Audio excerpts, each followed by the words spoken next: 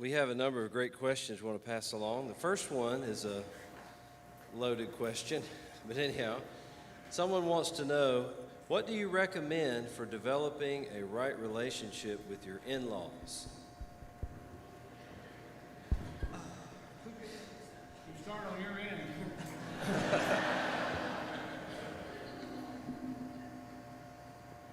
I heard the word careful whispered into my mouth. So I think poison should come off the list. Actually, that is a really good question, and I have gone out of my way to develop a good relationship with my mother-in-law. She thinks I hung the moon. True? True. No, actually, last week, and there's part of me that I'm hesitant to say this. I make a good living, and I really try to, this year, a new focus that I've had is I'm finding someone every week to be generous to. I want to get in line. Yeah. Well, there's a line. And for no reason whatsoever, I sent her a check this week. Oh, that's nice. And I got to tell you, you get a lot of mileage out of that. And as a young man, I would tell you, for the young men in here who are married, you make your mother-in-law an ally. Because there's going to come a day when that phone's going to ring and she's going to say, I hate this man. Because you've said that. You know what I mean? And you want that mother-in-law to go, no, he's a good guy, you're having some trouble, you want someone to be on your side. So I would remember her on Mother's Day, I would remember her birthdays, Christmas, I'd try to talk to her. It's painful. We're going to keep them as short as possible so we can have as many questions as possible. I just want to add to that. You know, as mothers, we want to hear from our children. I want to hear at least once a week how my kids are doing. And really the in-laws are the same way. Whether you live across town or in another state, they want to hear from you as a daughter-in-law. They want to know how things are going. And it just builds the bond in the relationship. You want to answer this question for us? And then we'll let Barbara talk. Well, Mitch is really good to his mother-in-law. I know his mother-in-law, know Kay's mother, and he is good to her. But my husband far exceeds that. My mother lives with us. Hallelujah. She wants to be the oldest living woman in America's existence, and I'm all for it. I really am. She's 96 now. In March. What a birthday we'll have. No, you know, I tell the young people who are dating and in love when they're going to someone's home, don't be stupid. My wife sometimes gets a little trouble at my plain speech, but I tell them, don't be stupid. You go home with a girl, you never speak to her father, you all run off somewhere, you do your thing and let the parents do their thing. You win his heart. It's his daughter. He's raised her. And he loves her, and he wants to know who's going to take care of her now. And they flip that thing around, and you girls, you know, that's mama's boy, and she wants to know if you're just a lazy, trifling thing. I tell them that wouldn't boil water, or you want to help her with meals and dishes and all that kind of thing. Win her heart. Mitch is right. You know, you got to win their hearts. Evelyn's mother's always been kind to me. She's the woman who taught me how to preach, if I know anything about it. By preaching at me, I got a great example. No, she was married to a preacher, and when God called me to preach, I had no idea about anything. She said, get you a text from the Bible, and always preach the Bible. And then get a subject from the text, if you can, so people remember it. And then said, have about 3 points because people can logically follow your message if they can hook onto things. And she said, never preach without lots of spizmarinkum.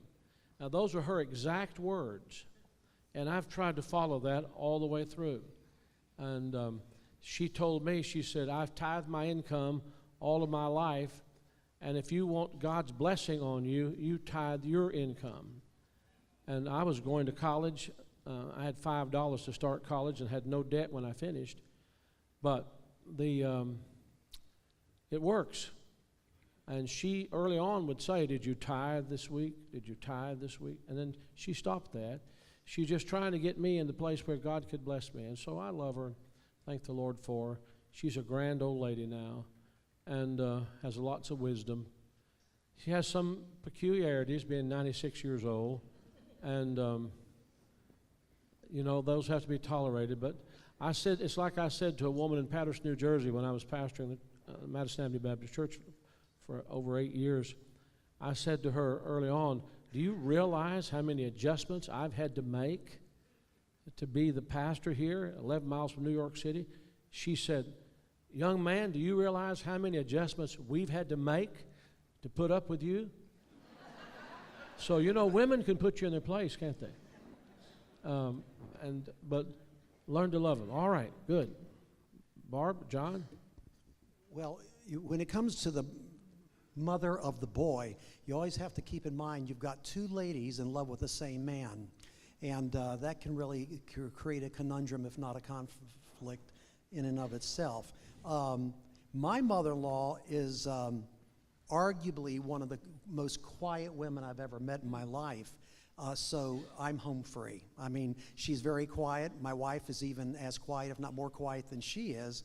But I always keep in mind, who can find a virtuous woman? Her price is far above rubies. One reason Barbara was virtuous because she had a wonderfully virtuous mother. And so if you have appreciation mind, you can always forgive any altercation that might come up. One other thing, I would say my mother was very opinionated about everything. Not only did she know how a woman should be as a wife, but she also knew how a woman should be as a pastor's wife. And so she always had a plethora of information that she would unload on my wife. And some of it was oftentimes inappropriate. And the way that Mom did things is totally opposite. My mother was as loud as my wife was quiet. It's just really amazing. But I will tell you this. I have another family situation. I almost got too personal there with another sibling of mine. In every case, not only in my family, but in other families, when you have an altercation, it is not right for you to speak disrespectfully to an elder. I was taught that, and I believe that. Do you realize that every time hellfire is mentioned, it's always mentioned literally except for one case, and that's when God, in the book of James, likened the effect of our tongue to the fires of hell. And like any wildfire, when you speak unkindly and critically toward your in-law, the truth of the matter is they may not have enough grace to get over it. Very good. Better to keep your mouth shut and take the hit. Psalm 15, swear to thine own hurt and change not. It's better that you take the pain than try to shame your mother-in-law and father-in-law. It is not right. My father-in-law could fix anything. Any good preacher can't change a light bulb. Well, maybe he can change a light bulb provided it's not a newfangled one, But my father-in-law could absolutely fix everything. All my married life, you can't fix that. My dad could fix that. I learned to say with Kipling, you're a better man than I am, Gunga Din. My wife was a daddy's girl. If I dare came against her dad, I'm cutting myself in half. If I take sides with her and believe that he's the greatest man that ever walked, well, when he died, guess who comes the next greatest man? My sons. But anyway, that's... All right, this question's about children. With so many teenagers leaving church after they get out of high school, how would you recommend to keep your children happy and excited about God's work in your local church?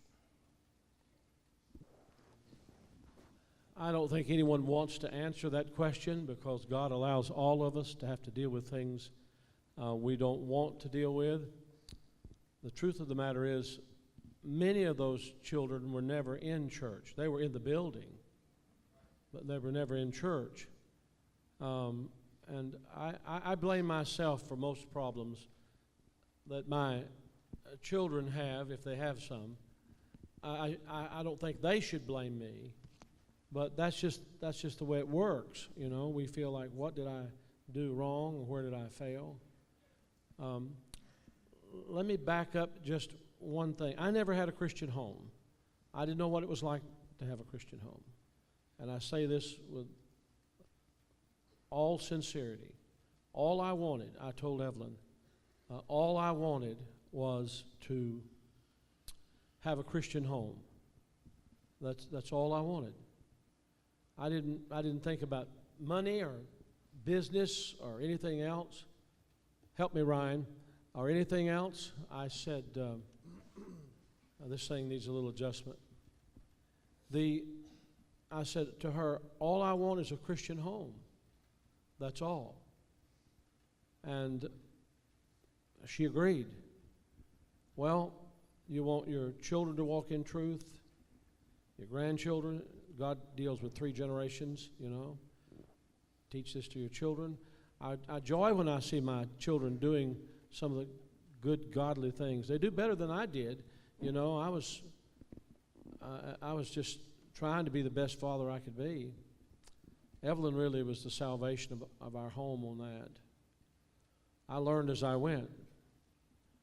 We have a wonderful Christian heritage. If you have one, I'm saying we people, if you have it in your home and in your family, just try to pass it along. We're going to have some of this to deal with. The home is Satan's target. You know, my faith is a treasured heritage, not a contemporary experiment. And so people try lots of things. I think as a pastor I should have the answer to that question. But I'm going to let these men, I'm just bracing you a little bit. I'm speaking for Mitch and Kay, and I'm speaking for John and Barb. Nothing ever is exactly the way you want it. Nothing. But I can say with my heart, and my wife, I believe, would say the same thing. We're grateful that our sons love the Lord, that our daughter-in-laws truly love the Lord, that our grandchildren love the Lord. Maybe there were some adjustments we needed to make. Overbearing in some ways. But I think I've said enough. Evelyn, why don't you say something, honey, about this? Because you really have done the job. Well, I haven't done the job, but the Bible says to train up a child in the way he should go. And when he's old, he will not depart from it. Now, what does old mean? I don't really know, but all we can do is claim the promises of the Word of God. You can read the Bible with your children. You can pray with them. You can have them in church. We did all those things. And I think when you go before the Lord with a clear conscience, that's all you can do. I want to say that my children do love the Lord. My daughters-in-law love the Lord. My grandchildren love the Lord. And they all love us. I mean, my grandchildren... My grown son is here right now. He says he loves me every time he's on the phone, and I say I love him. Sometimes we find ourselves falling into a satanic trap. If we don't get everything we want, we can give them the idea that our love is not what it ought to be because we think there's a problem with some little tiny behavior thing. And one of my grandchildren said to me the other day, and said, does what I do about that determine your love for me? I said, of course not. Well, that's what it sounds like. You know, I've got 2 or 3 kids that are so plain spoken. I don't know where they got that, but anyway. You want to comment on this? You know, I agree with everything you said. Our kids are all grown. Our oldest child is 40 now, and the elders are in their 30s. Many of the decisions our kids have made have been exactly what we would have had them made. Some of the decisions our kids have made are exactly not what we would have them make. the thing for us to do is to stay constant. I was talking to a Christian leader who had a child that really went prodigal, and this person said to me, she said, you know, Brother Pope, we have to stay constant because they're still watching us. Rearing kids doesn't end at 18 or 21. When they're young, they step on your feet. When they're old, they step on your heart. That's what a little lady told me some years ago, and there's a lot of truth to that. And one of the hardest things sometimes is to keep loving our kids and keep being constant with ourselves and not always demanding that they see everything the way we see everything, even though I do want that to happen. So I do believe, I remember one of my boys was far, far away and was on a Wednesday, and he said, well, Dad, I got to go. I said, okay. He said, I got to get ready for prayer meeting tonight. I said, oh, praise the Lord, you're going to prayer meeting. He said, Dad, that's the way we were reared. And so sometimes they can't get away from it. One of the comforting verses that carried me through one time when we were going through a crisis was, according to the Word of God, it's in the Pentateuch, it's also in Ezekiel, and that is, the children's teeth are set on edge. I'm sorry, because they were saying, our parents ate the sour grapes. And then it's illustrated in Scripture that the child shall not pay for the sin of the father shall not pay for the sin of the son, meaning that everyone is accountable and everyone makes decisions on their own. And it comes through like this. I think about, it's hard to believe, but Ted Bundy was reared in a Bible-believing home, went to 3 services a week, and yet he became one of the most worst serial killers of all time. It wasn't because his parents made the wrong decision, he made the wrong decision. So I believe the greatest thing we do, especially for our kids after they're grown, is to pray the price, because prayer can move mountains when our influence will not. I know Mitch and Kay have some great things to say, and I wanted to say it because this is such an important matter. Such an important matter. But I'm a pastor, so I'm not just answering in a way for myself and for Evelyn. I'm trying to be gentle about this because some of you are just about to shoot yourself because of what one of your kids has done. And I don't want that to happen. Don't give up. One thing I've had to learn, and it was my fault, is that they're not little babies and not little boys, and they're not even adolescents, they're not teenagers, they're grown men, and they're doing great. But you can try to treat them in a small circle, and you've got to enlarge that circle, and because they're not stronger by being told what to do, they're stronger because they make great decisions on their own. What you really want as a parent is to see them grown and having their own family and doing the right things. And you try to put that into as much as possible, but you can't control everything. And you know, especially in our movement, we've had a lot of that. I had an evangelist in my presence. I didn't have him preaching, but I had him in my presence say, I got a 21-year-old son the other day. I told him, you're getting your hair cut. And I grabbed him and took him to the barber shop. And I threw him in the barber chair. And I told the barber, this is the way his hair is cut. And he thought he was big. I thought, that's the most ridiculous thing I ever heard in my life. A 21-year-old boy treated like that and taken to a barber and told how he had his hair cut. Now, that doesn't make you look better, my friend. I didn't say that to him. Probably should have. But that mentality is ridiculous. It's just ridiculous.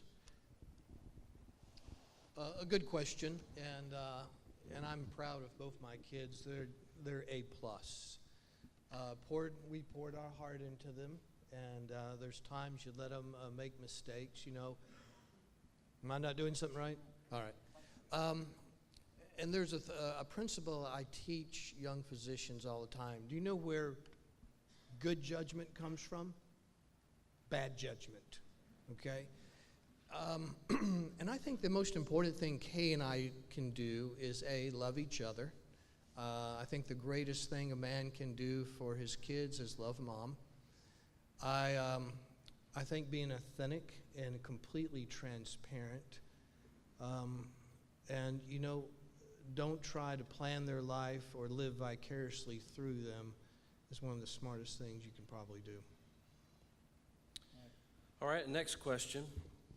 What advice would you give to couples who face serious health difficulties or chronic illness? Better start in the hospital. Read that to me again.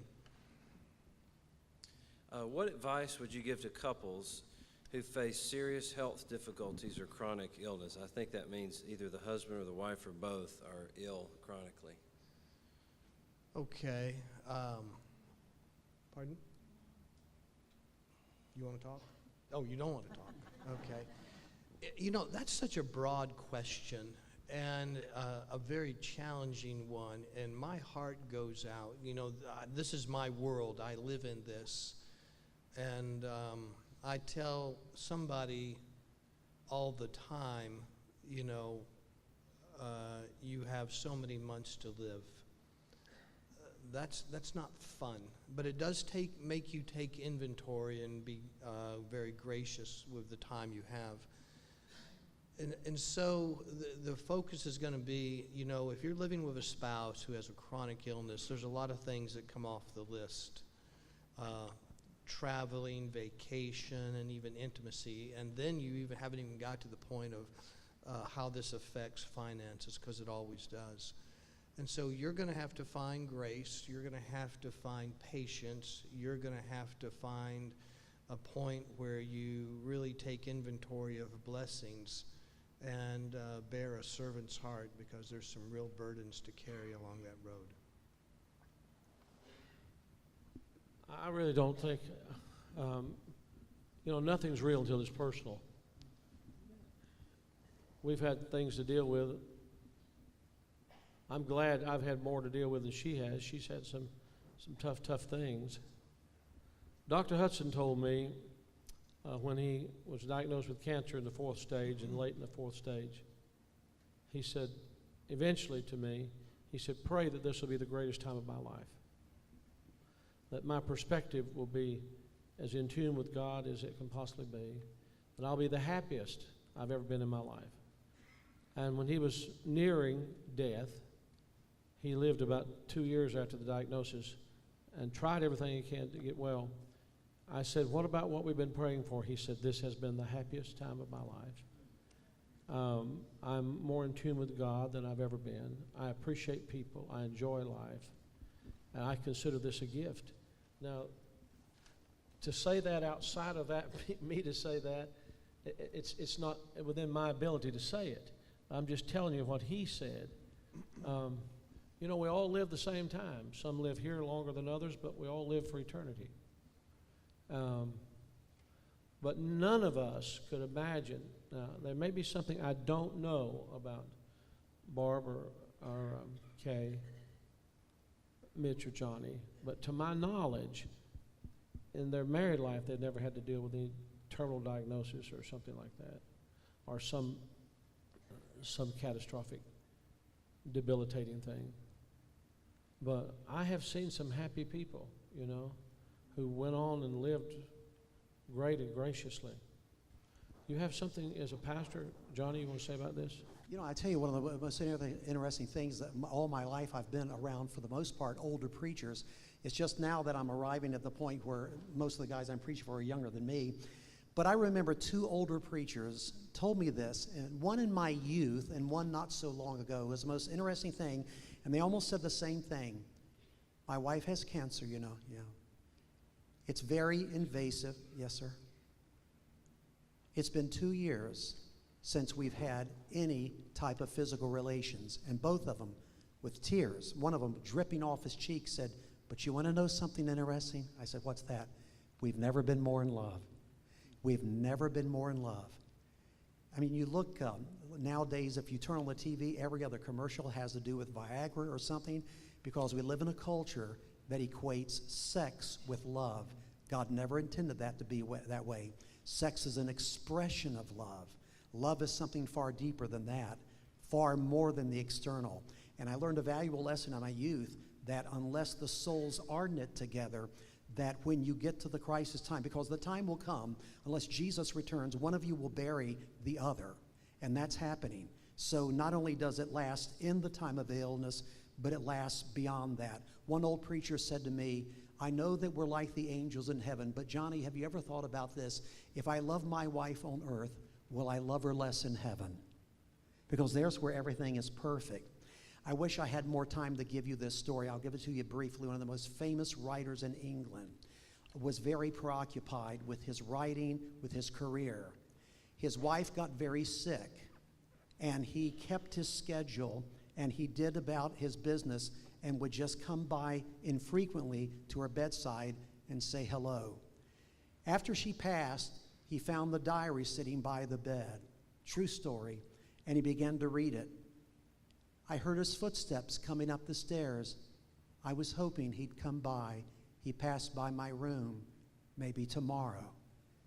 He came by today. He stayed for 2 minutes. They were the happiest 2 minutes of my entire week. I wish he could have stayed longer. And there was one entry like that, and the man burst into tears.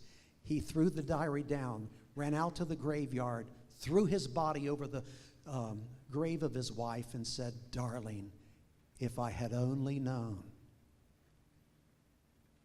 We all know the answer of what we're supposed to be. I have seen some of the greatest Christians in my life. When one spouse gets sick, they stop everything, their schedule, and they're by the bedside of that loved one. I've never met a man that ever regretted the hours he did not spend in the office, but I've been by the bedside of men who regretted the hours they did not spend with their wife. This is a different question than these others we've had, but what advice would you give to couples concerning the use of media and social media? I don't think I'm the person to answer that because they made a commercial about us, a TV commercial about Evelyn and myself. The one about where the grandkids come over and we bring out all the things and put them in their hands and say, "Can you fix this for us? Do you know how this works?"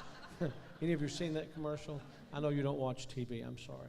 But anyway, anyone have a comment about that? Maybe Mitch does. I am the antithesis of that.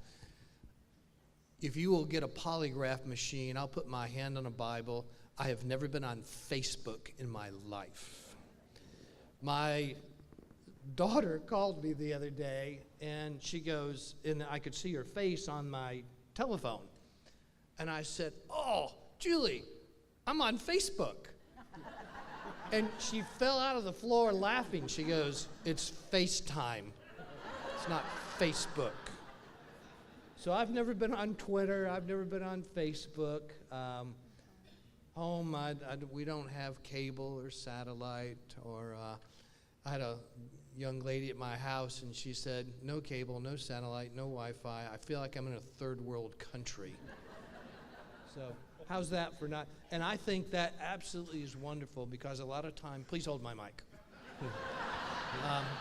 You burn up so much time. You could be talking with her. I think it's the curse of the age. Who writes letters, love notes? I mean, honestly, I'd like to say to our church and schools, colleges, academy, all of them, I'd like to say all social media is banned this week. You have to write something in your own handwriting to people. I mean, there's something lost. There's something lost. We may have gained some access, but there's so many beautiful things in communication that we have lost. We've got to do something about our kids, little kids' addiction to the iPhone. And but that's something for a lot more time than we're going to take here. I just want to throw something in here. In my counseling, I want to tell you where I see some real problems. I would strongly suggest you not developing internet friendships with Twitter or Facebook with old boyfriends and old girlfriends. This has been a very dangerous thing. It starts out very innocently, but when you're on Facebook and when you're on Twitter, the person that you're communicating to always looks nice and they never get derogatory, and your spouse might have just snapped at you, and some old boyfriend, old girlfriend reminds you of some event that was so fun, and it seems so innocent. Remember we were at youth camp together, and and you pulled my hair, and you get in trouble. I would highly recommend you let your spouse know who you're friends with, and that you don't keep long friendships or even casual conversation with old boyfriends or girlfriends, or don't start a new continual conversation with a member of the opposite sex. Very good. Next Maybe question. 2 more questions, okay? What do you recommend for family devotional time or devotional time with your spouse? I think we've answered that. We have devotional guides that are available to you. I hope you'll get them. But what about you people want to take just a quick 30 Well, second? our mornings are crazy. I leave early, and I'm gone and at work before she gets up. And so that's off the list. And so usually we spend time in the evening, usually pray together. And kids are gone, so that's... Next question. If one couple knows another couple that is struggling in their marriage, what are some of the best things they can do to help that couple? Get them to their pastor. So many people come to me and say, I said, what's happened to them? Well, about 6 months ago they told me, and I just thought we'd help them. And you can help them, but, maybe they just need to talk to the pastor and let him, God gives people wisdom about things. And I'm saying that from a pastor's point of view. I lived in a troubled home. Then Evelyn finally got things. I'm just no. As a boy, my mother was a troubled person. But anyway, people make too much of too little. They just make too much of too little. I'm going to speak to that in just a moment. So if you'll let me deal with that, then I think that'll be better. Tim, I would like to say that women so often confide in each other. And I think we as women, if we did more talking to the Lord and sought His guidance instead of our girlfriend's guidance, we'd be a whole lot better off. All right, the next question. When your husband or wife are low and discouraged, what are some of the best ways you can encourage one another? That's for each woman to answer here, okay? Okay.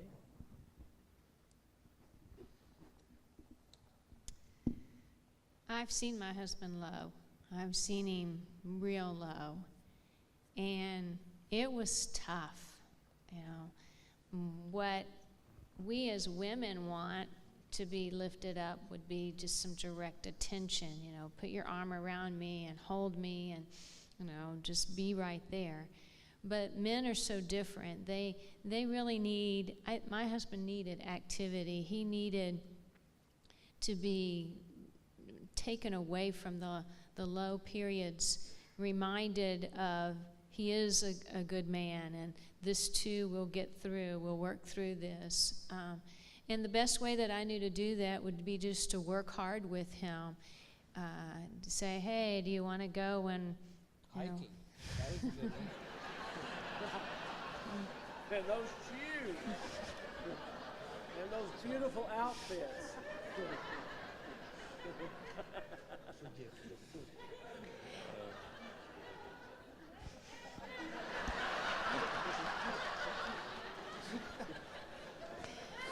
I'm going home and buying some new hiking shoes. Go ahead, Miss It's not the Evelyn. hiking shoes we were concerned about. Since y'all brought it up again, is that the way you've encouraged him? I mean, honestly. My wife is going to hit me. No, I do think, though, that we as women, our needs when we're down are so vastly different from men. The last thing he wants when he's down is for me to be right there, to be touching him and whatever. He needs to be physically working, active, doing something, and that's how I help my husband. Well, I think my husband's lows would be so different from Mitch's lows because of the professions that they're in. Normally, When my husband is low, it's because of something that's happened at the church 99% of the time. So I just go to him and say, honey, you want me to go whip him? And we'll get this all straightened out and you're going to be fine. You understand that? No, that's not really true. It is. And I say, yes, you go take care of him. Please. No, seriously, when he's down, we go to the Lord, and we know that the Lord has supplied our needs together for 51 years, and we know he's not going to stop now. The bad thing is when we both get low at the same time. I don't know if y'all have ever experienced that, but that's tough. And it doesn't happen often, but when it does, we know that the Lord is who we have to go to, and he'll give us our strength. He says he'll give us the strength for our days, and I'm so thankful for that. And we do get down. There are times that we all get down. And I think as a couple, you just need to pray you don't get down at the same time. You have to talk, Barb.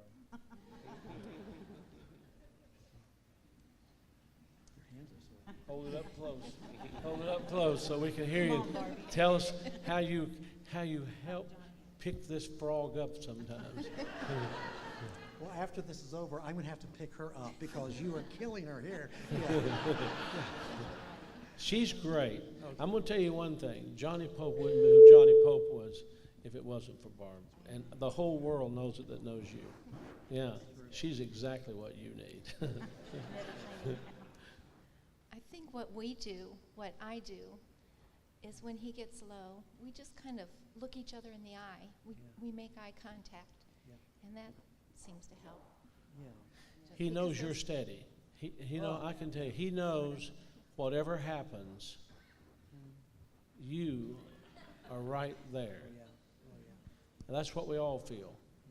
That's what the completer does. You know, honestly, if I meet my wife's approval, and I know she's all right with me, then I could take on another army. And I think Mitch would say the same thing. It's because the way God has used you girls in our lives. And I really am sincere about this. Mrs. Robertson, I had her funeral when she died. Dr. Robertson said, I want you to conduct her funeral. And I said in her funeral service, Dr. Robertson could lead an army, a big army. He did, of Christians. He's a commander. I mean, when he spoke, we listened. Amen. There was nothing I thought, this man can get it done. He can get it done. I mean, he could make an announcement and the whole place. Once he thought about resigning, and Dr. Faulkner said to him, Dr. Robertson, if you'll just sit on the platform, if the people can just see you, amen, we'll all be all right. We'll do all the work. Just sit there. Let us see you. Powerful man. Amen. But I'm going to tell you something. She had the power over him to bring him up from the deepest sorrow, to give him a word of approval, to get him back into fighting form. They were married nearly 65 years. And I want you women to know, and use it for good. Use it for good. But God will give you an increasing influence over your husband to bring him up and to help him and to encourage him. You know, ladies, I would just like to say, most of you in here, your husband is not a pastor, but your husband has lows, and you must learn, as Kay said, what's necessary to help him, and God will let you know what that is. And when you're helping him, I believe that's part of how God uses you to grow and develop too. I mean, it's a joint thing, isn't it? It's been so nice to talk to all of you. And we don't have all the answers. We have some answers, but they're not always the best answer. God will give you what you need. He will never fail you. And you wait on him, trust him, believe him. Don't get in a fit of emotion and make a mistake for a lifetime. Amen. Don't do it, because that'll pass. It will pass. Any parting shot, word, anything? We've enjoyed this. We've enjoyed, and I pray about who we want here, and the whole thing is they're great speakers. They're entertaining. They're informative, but they are genuine Christians, and they have marriages that are patterned after the right kind of thing, and that's the thing I'm looking for in a couples conference.